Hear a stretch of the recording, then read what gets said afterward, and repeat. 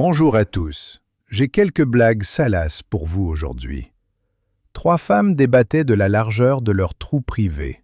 La première dit « Quand mon mari s'y prend, il met sa bite et ses couilles à l'intérieur. » La deuxième dit « Au lit, mon mari y met sa main et son bras. » Vint le tour de la troisième femme qui, désignant son bas, dit « Jimmy, Jimmy, sors s'il te plaît. » Un homme se balade dans le quartier rouge jusqu'à passer devant un bordel avec une enseigne clignotante. Pute avec 3 seins.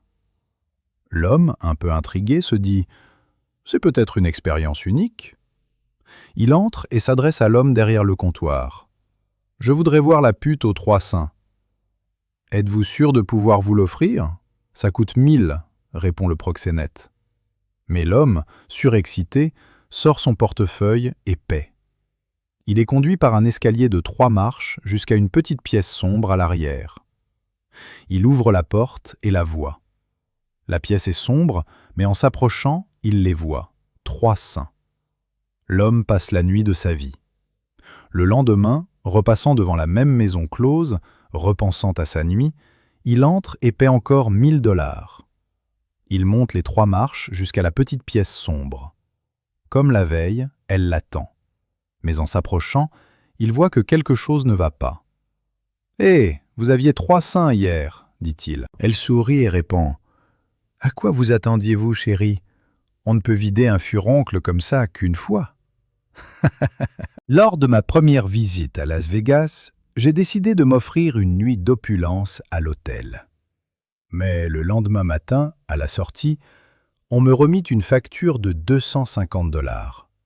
Déconcerté, je scrutai les charges et découvris l'ajout énigmatique de « frais de resort ».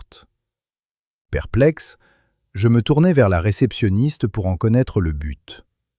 Elle expliqua d'un ton détaché que ces frais couvraient la disponibilité d'équipements comme la piscine et Internet, utilisés ou non. Un peu agacé, je rétorquai « Mais je ne les ai même pas utilisés !» Imperturbable, elle répondit « Ils étaient là et à votre disposition. » Résigné, je décidai de régler, mais non sans glisser une touche d'humour. Je rédigeai un chèque de 50 $ et le lui tendis. Étonnée, elle dit « Monsieur, ce chèque n'est que de 50 $. » Avec un sourire malicieux, je répondis « Exactement. Je vous facture 200 $ pour le plaisir de coucher avec moi. » Stupéfaite, elle s'exclama « Mais je n'ai pas couché avec vous !» Je haussai les épaules et lançai « J'étais là et disponible, vous auriez pu. » Un avocat travaillait tard dans son bureau quand Satan apparut. Le diable lui dit « J'ai une proposition. Vous pouvez gagner tous vos procès. Vos clients vous adoreront, vos collègues vous admireront et vous gagnerez des sommes indécentes. Tout ce que je veux en échange, c'est votre âme, celle de votre femme, de vos enfants, de vos parents, grands-parents, beaux-parents et de tous vos amis et associés. » L'avocat réfléchit un instant, puis demanda « Quel est le piège ?» 3 hommes étaient condamnés à 10 ans de prison. Leurs besoins essentiels étaient assurés, mais on leur accorda une demande spéciale pour s'occuper. Le premier demanda 10 belles femmes pour lui tenir compagnie. Son vœu fut exaucé. Le deuxième demanda 10 000 gallons de bière. Son vœu fut aussi exaucé.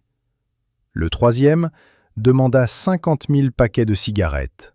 Son vœu fut également accordé.